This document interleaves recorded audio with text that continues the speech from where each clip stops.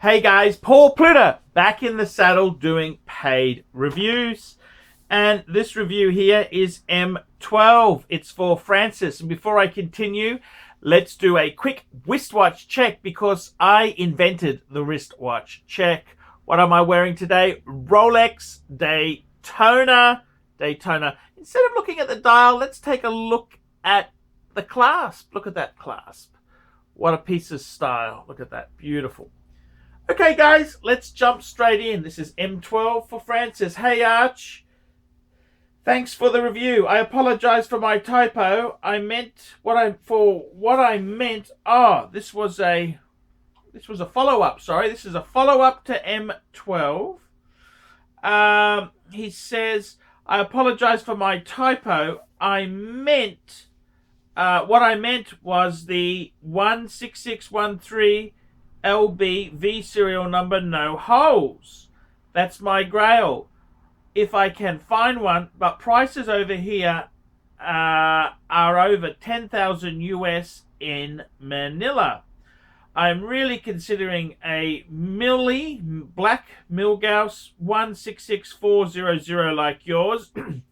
Forgot to mention my hobby, which is home theater and high-end audio, all using equipment from Bowers & Wilkins, Onkyo, and Harman Kardon, so I could really use a Milgauss working in strong magnetic fields.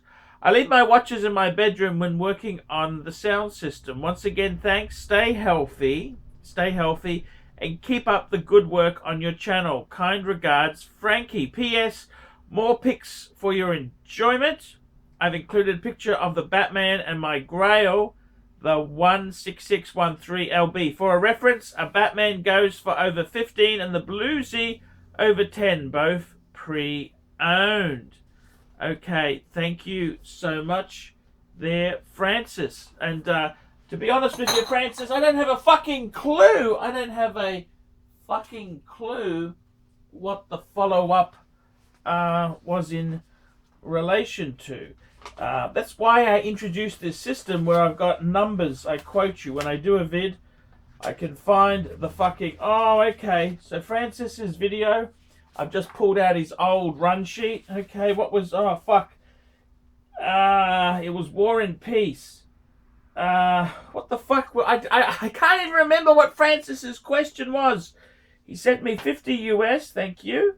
My modest collection was a ceramic sub-date, a 177200 Oyster no date black dial with pink stick markers. Oh, that was that for the wife? Yes, for the wife, of course. Actually, no. What the fuck? Just hang on, guys. Let me find this fucking thing. What did he say? Fuck. I'm sinking fast, guys.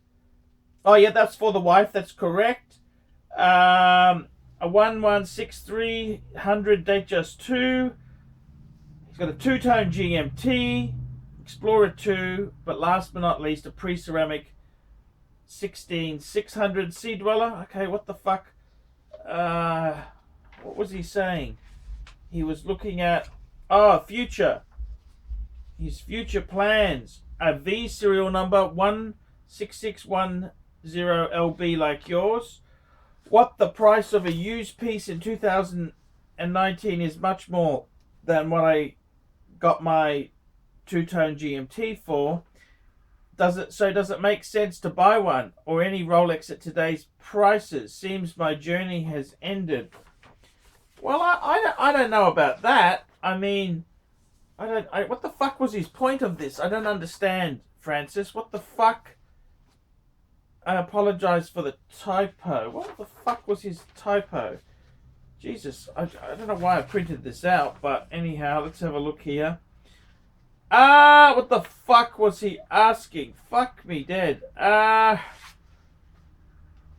Oh, yes, the typo was, yes, I did actually, a 16610. Yes, that's a steel reference. Yes, so... okay, dokie. Okay. Well, Francis, fuck me dead.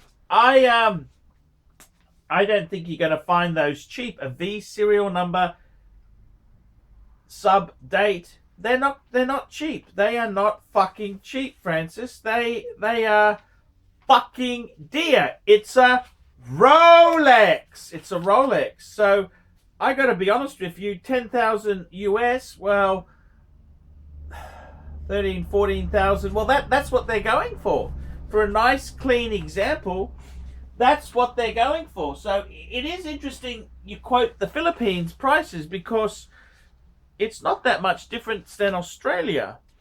So I got to be honest with you. I wouldn't be a cheap fuck if you can afford those stereo.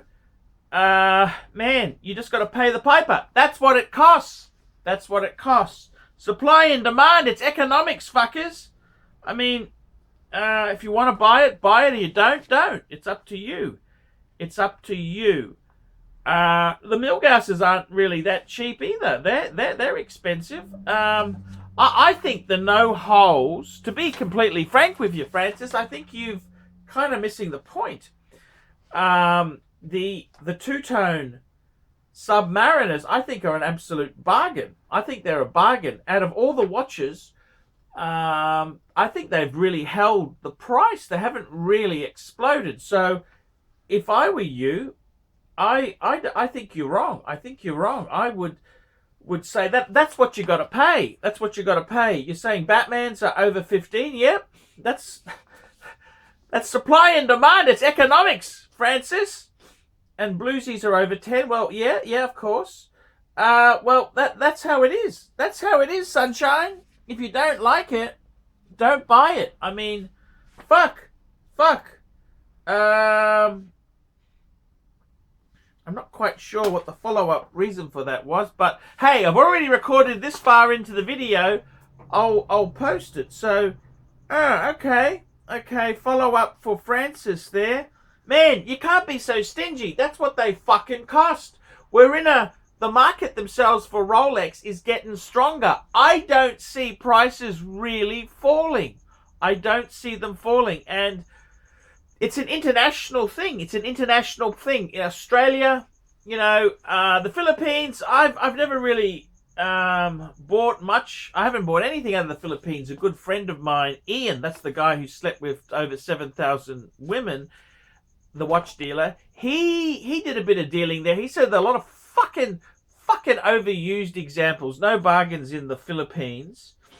But man, you got to pay the piper. I mean, they're not cheap. Rolexes are not for poor people. They are fucking expensive. And if you've got a limited income like myself, you've just got to budget and take it slow. Sounds like you got a reasonable collection, but man, I think you're being a bit of a stingy fuck. You're being a bit stingy. What is the future? Well, it's hard to say. It really is hard to say. But I mean, these things have been rising. Out of all the sports Rolexes, I think the bargain at the moment is the two-tone Submariner. I think that really is the bargain buy. And you're paying a little bit of a premium for the V. Yes, that's true. Man, I think your thinking is yesterday's thinking. You gotta fucking think forward. Man, you gotta think forward, not backwards. You gotta think forward. So I think you may have kind of that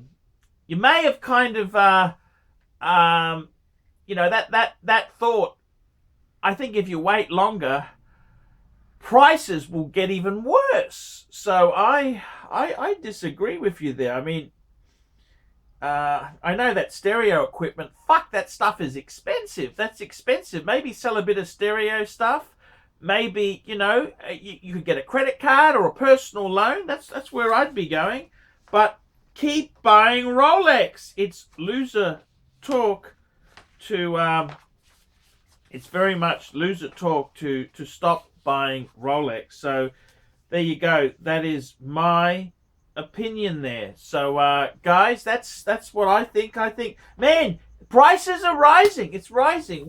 Is it a bubble? Look, I wouldn't buy this for investment. I'm certainly concerned. Batmans are so expensive, but It's supply and demand. It's what the market will pay at the current time. I mean, this is how it goes. It's the Chinese. If we hadn't have bought so much consumer goods for them, hadn't have closed our factories, they wouldn't have the money to buy all our fucking Rolexes. That's the honest truth, man. So I disagree with you, Francis. I think it's a good time to buy, and I think they will rise. So, man, I think you may have misjudged it. I'm the pontiff. You're the ponty. You're the ponty. I'm the pontiff. So I hope that helps, Francis. Okay, guys, like, subscribe, tell your fuckhead friends, and don't be afraid to put a few nasty comments down below. And until next time, ciao, fuckers. That was a bit flat, Arch. Yeah, I didn't know what the fuck I printed that one out for.